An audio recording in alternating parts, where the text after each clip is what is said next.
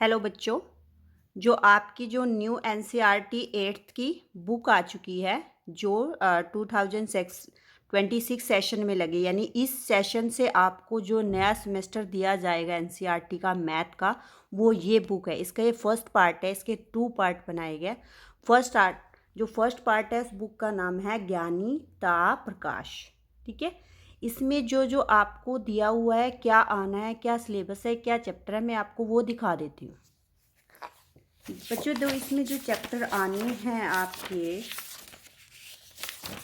वो है बच्चे, फर्स्ट चैप्टर है स्क्वायर एंड क्यूब का, सेकंड चैप्टर है पावर प्ले का, थर्ड है the story of number, fourth है क्वेडिलेटर, नेक्स्ट है नंबर प्ले, और इसमें नेक्स्ट में है वी डिस्ट्रीब्यूट येट थिंक मल्टीपली, और नेक्स्ट है प्रोबेबिलिटी रीजनिंग।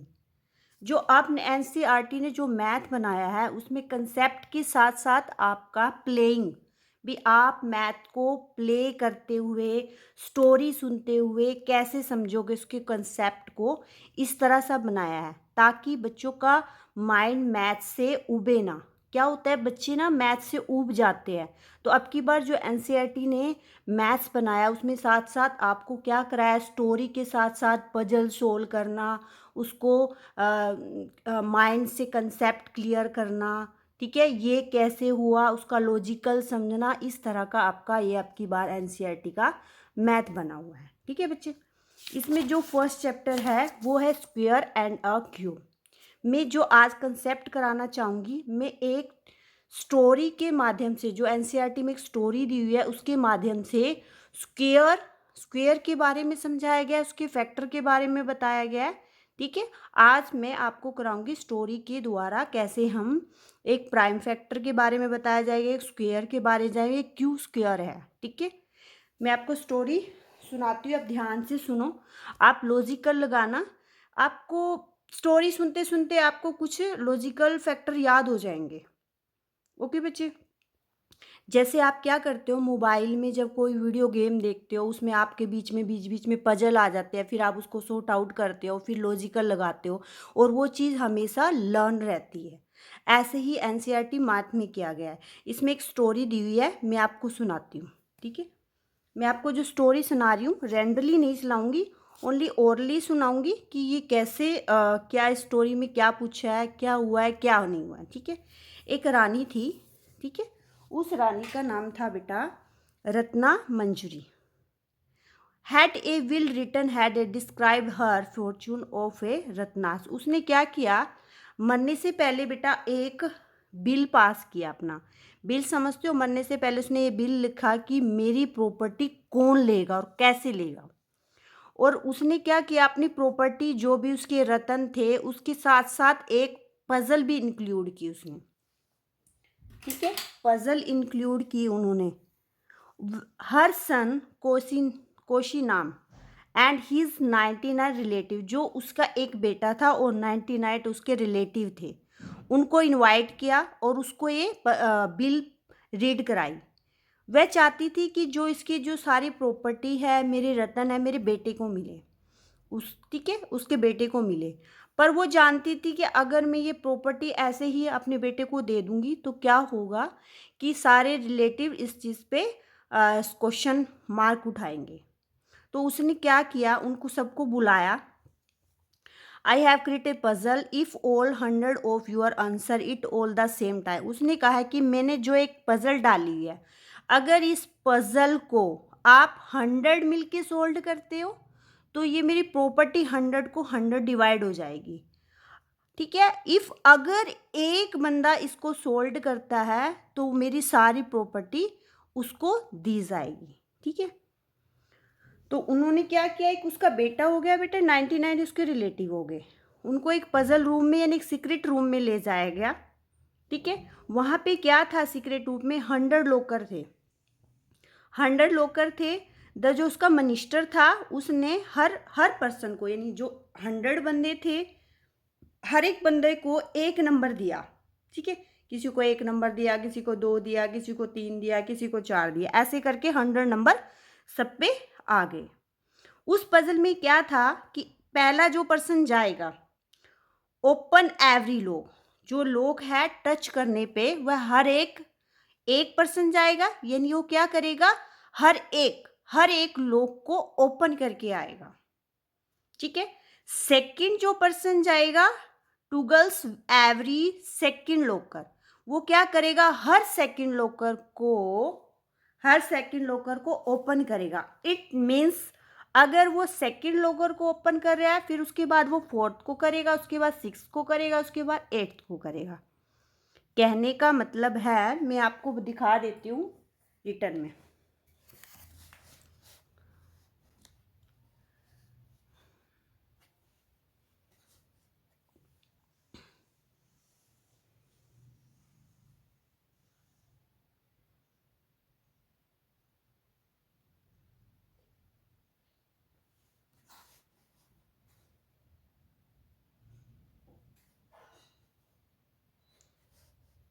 हाँ जी बेटा, उसमें क्या होगा, लोकर पजल। ठीक है। कितनी लोकर है, 1 2 3 4 5 6 7 8 9 10। उसने ये बोला है अगर फर्स्ट पर्सन जाता है तो वो क्या करेगा, हर एक को 1 2 3 4 5 6 7 8 9 200 सबको क्या करेगा, टच करेगा। और फर्स्ट टच से क्या होगा, सब लोकर ओपन हो जाएंगे। सेकंड जो बंदा जाएगा वो फर्स्ट वाले को नहीं करेगा, सेकंड जो उसको नंबर दिया गया है, अगर उसको सेकंड नंबर दिया है तो वो सेकंड को टच करेगा, 2 के बाद वो 4 को, 4 के बाद वो 6 को, फिर 8 को, फिर 10 को, फिर 12 को, वो ऐसे करता चला जाएगा। बट अब की बार क्या होगा, अगर आप किसी लोकर को 2 बार टच कर रहे हो, यानी सेकेंड टाइम, अगर वो ओपन है और उसको टच किया तो वो क्लोज हो जाएगा, अगर वो क्लोज है तो वो ओपन हो जाएगा। समझे बच्चे, इसमें कहने का मतलब ये है, मान लो फर्स्ट वाले ने क्या किया, सबको ओपन कर दिया, जब सेकंड वाला आया उसने इसको टच किया तो ये क्या हो गया, ये पहले से ओपन था तो ये क्या हो जाएगा, क्लोज हो जाएगा। चलो हम इसको करते हैं, ऐसे करेंगे तो हमें समझ में आएगा। अब जैसे फर्स्ट गया, उसने क्या किया, सबको क्या किया बेटा, ओपन कर दिया, open open open open open open open, सबको ओपन कर डाला। ठीक है, यहाँ तक।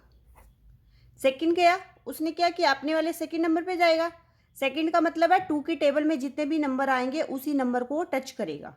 इसको टच किया, ये तो ऑलरेडी ओपन है तो ये क्या हो जाएगा, क्लोज। फिर इसको टच किया, ये ओपन था फिर भी क्लोज हो गया। इसको टच किया, ये क्लोज हो गया। इसको टच किया, ये क्लोज हो गया। इसको टच किया, ये क्लोज हो गया। इसको टच किया, ये क्लोज हो गया। इसको टच किया, ये सो हो गया। और ये 2 से डिवाइड होगा तो ये भी लास्ट में क्लोज होगा। फिर थर्ड बंदा गया, थर्ड ने क्या किया, देखो ओपन है तो उसने भी क्या कर दिया बेटा, इसको क्लोज। ठीक है। फिर वो 2 के बाद 3 के बाद किस पे जाएगा, 6 पे। 3 की टेबल में जो नंबर आएंगे वो उसी पे जाएगा। तो इस 6 पे गया, उसने क्या देखा, ये तो क्लोज है, तो हमने क्या किया, उसको ओपन कर दिया। फिर वो 9 पे देखा, क्या है यहाँ पे, ओपन, तो क्लोज कर दिया। फिर वो 12 पे गया, देखा क्लोज है, उसको कर दिया ओपन। ऐसे ही वो इस पे गया कि यहाँ पे है ओपन, तो हमने कर दिया क्लोज। ऐसे ही एडिटिव वो इधर चलता जाएगा। फिर आएगा बेटा फोर्थ बंदा। ठीक है, ये फर्स्ट चला गया, सेकंड चला गया, थर्ड चला गया, फिर आया फोर्थ।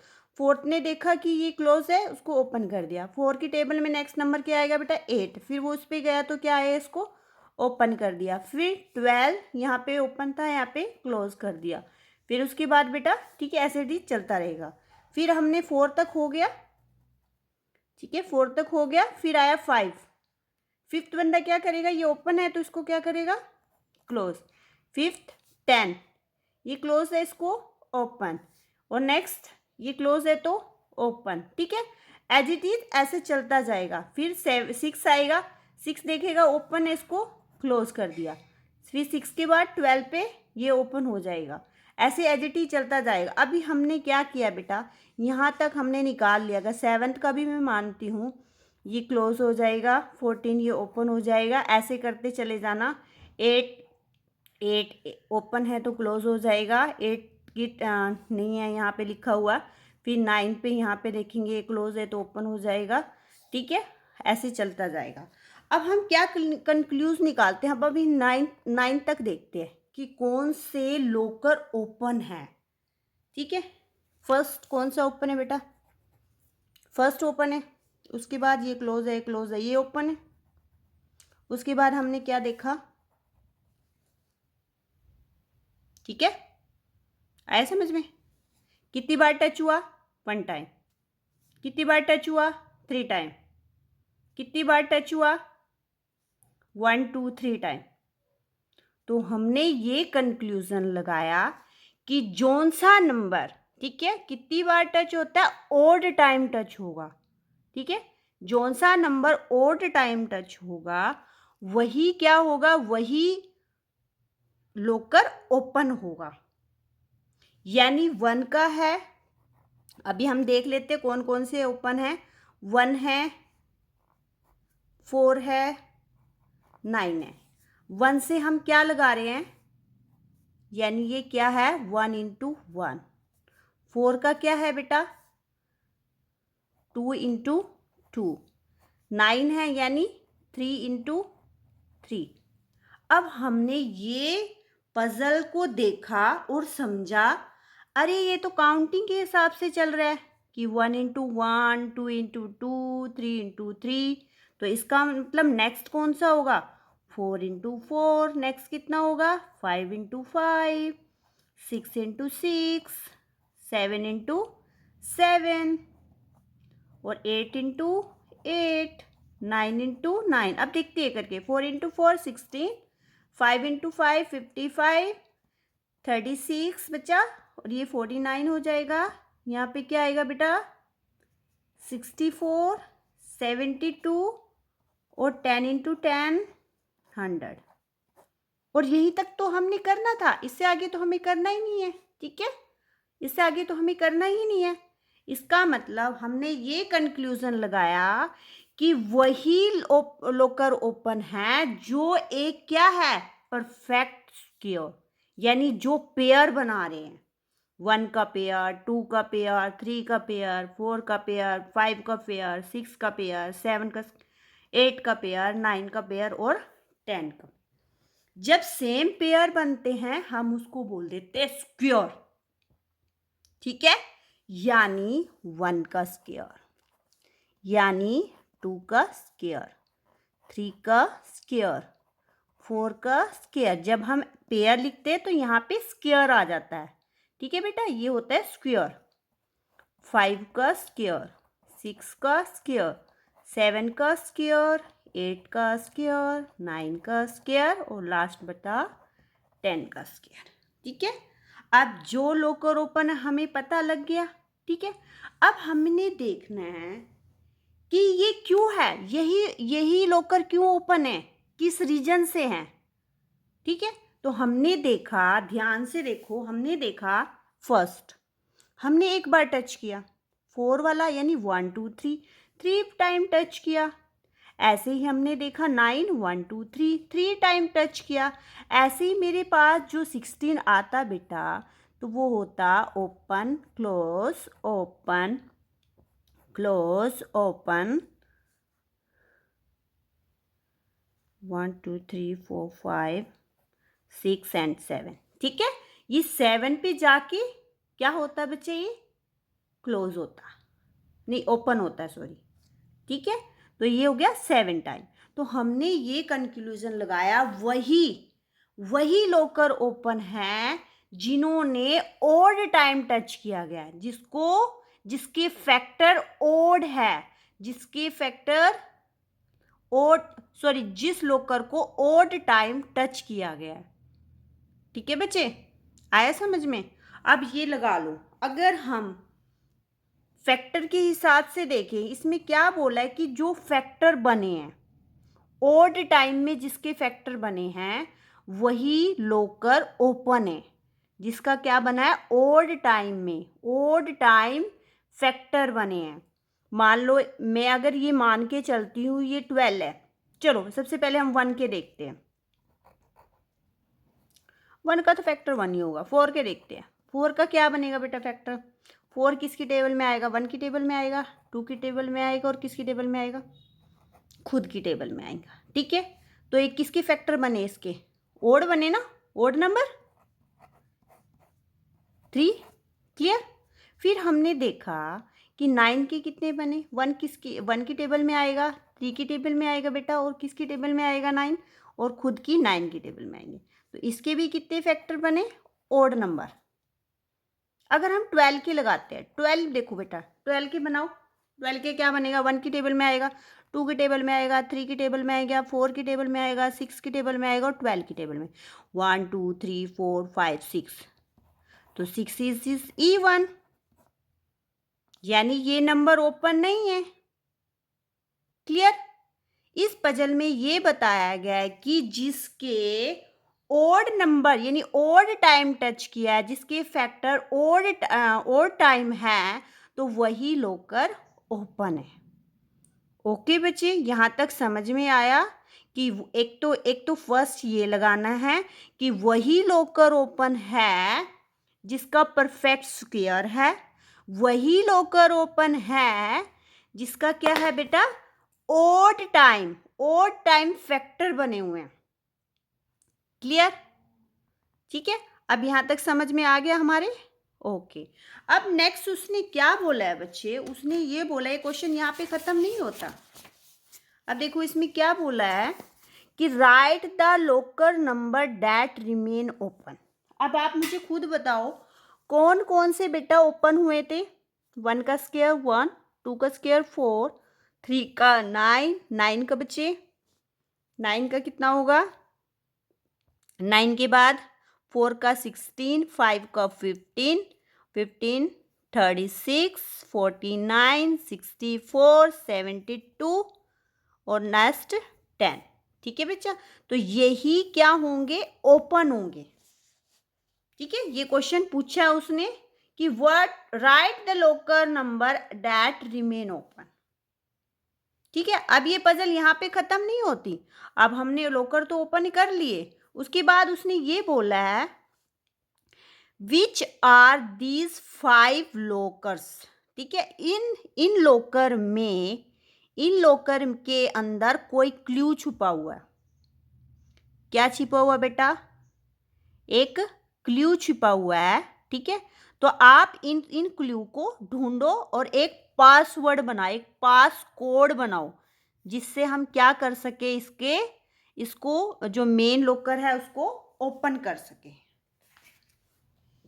अब हमें बेटा ये पता लग गया है कि जो हमारे ओपन है लॉक वो क्या है, 1 1 के बाद 3 के बाद बेटा नहीं 4 9 16 25 36 और यहाँ तक 100 तक। अब इसमें क्या मतलब रीजनिंग छुपी हुई है, क्या इसमें क्या चीज मेन फैक्टर है। अब इन लॉकर से हमें एक कोड बनाना है। ठीक है, कोड बनाना। अब हमने देखा जो 4 है, ठीक है बेटा, जो 4 है, हाँ जी बच्चा, अब हमने इसमें से ना कोड देखना है। अब हमने ये देखा जो 4 है उसको 3 टाइम टच किया गया है। ठीक है, उसके बाद 9 को 1 2 3 टाइम टच किया गया है। उसके बाद 16 को किया गया है 0 1 2 3 4 5 6 7। ठीक है बच्चे, तो हमने ये कंक्लूजन लगाया कि जब भी हम, ठीक है, किसी नंबर को क्या कर रहे हैं, 2 बार टच कर रहे हैं, 3 बार टच कर रहे हैं, 5 बार टच कर रहे हैं, 7 टाइम टच कर रहे हैं और लास्ट में आएगा 11। ठीक है, अगर हम इतने टाइम टच करते हैं तब लॉकर क्या हो जाता है, ओपन हो जाता है।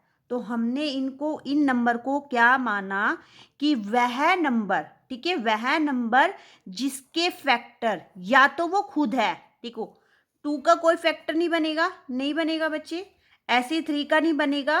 तो इसका मतलब वह नंबर जिसका फैक्टर या तो वो खुद होता है, या तो वो इटसेल्फ होता है, या वो क्या होगा, 1 होगा।